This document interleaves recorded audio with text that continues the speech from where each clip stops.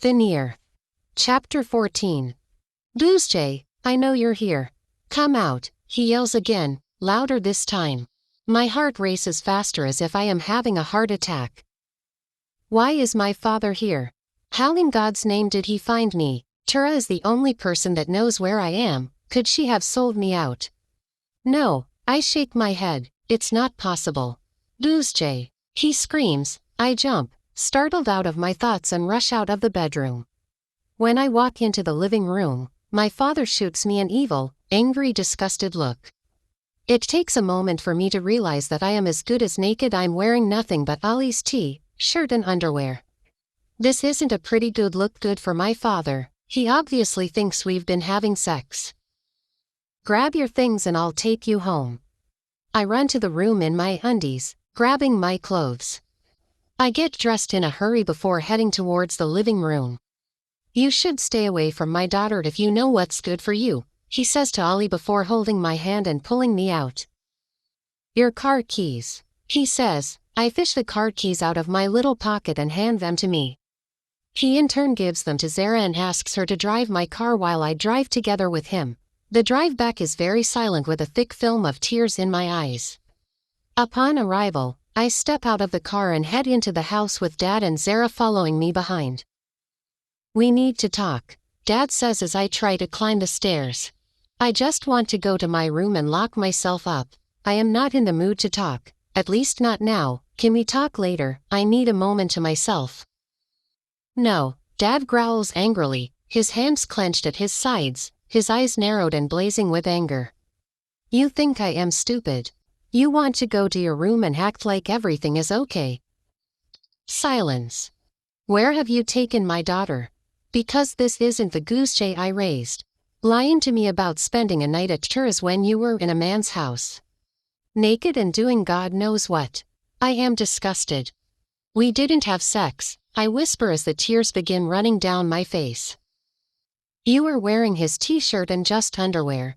Only a fool would be blind enough not to recognize what was happening there, Zara says. I knew you weren't as perfect as your father thought you were. I am not your child, Zara, hence you have no right to talk about me like that. You shouldn't even be a part of this conversation. My father hasn't married you yet, I yell. Enough. Enough. I will not allow you to disrespect the woman I am yet to marry. Not anymore. Zara is just looking out for you, and if not for her, I wouldn't have unmasked your lies, so you should thank her. Thank her? Can't you see what she is doing? Can't you see she is trying to come between us? I ask, wiping my face with my hand. I want you to stay away from that boy. He is not good for you. He is just manipulating you and using you for sex. You will not see him again. I am 18, I am not a child anymore. You can't dictate who I should see and who I shouldn't. I will see Ali again, and there's nothing that you and this whore of a... My sentence is cut short by a hard slap to my face.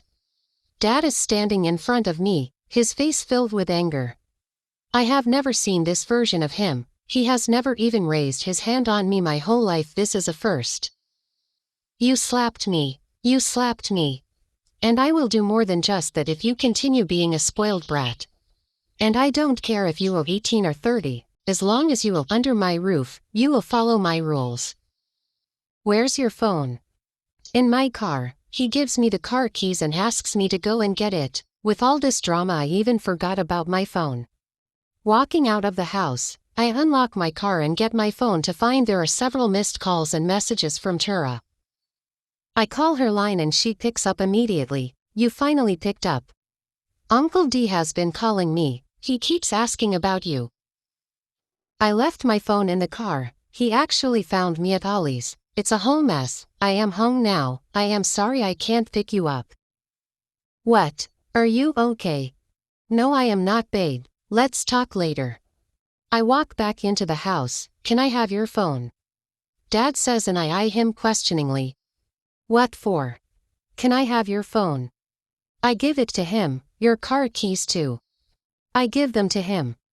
You are grounded. You won't use your phone until I know that you have changed. You won't drive yourself anymore. I will drop you off at school every day and pick you up. No sleepovers, from now henceforth, it will just be school and home for you.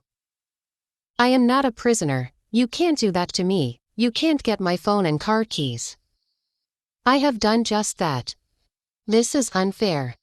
Life is unfair, my child, and one last thing, I don't want to see Tura in this house. I hate you so much, I yell, rushing up the stairs to my room. I'm disgusted, furious, and a whole other array of emotions. I know I shouldn't have lied to my father, but he had no right to humiliate me like that, and he has no right to grab my stuff and treat me like a criminal. I am definitely leaving this house. I will go and stay with my mother. Was I too hard on her? I asked Zara. Maybe I shouldn't have grabbed her phone and car like you advised me to, maybe I should. Babe. I wrap my hands around him and pull him close. You did a very good job and I am proud of you. Goose needed to be put in her place. She is too spoiled and bratty, if you continue being firm she will go astray. But she's always been a good child. She's never disobeyed or talked to me like that. I think the boy she's seeing has influenced her negatively. She will get back to herself after some time, don't worry. Thank you so much for today. I wouldn't have known about this if not for you. I hope that boy stays away from her for good. Fingers crossed. The August Girl. Ella B. Hibiscus.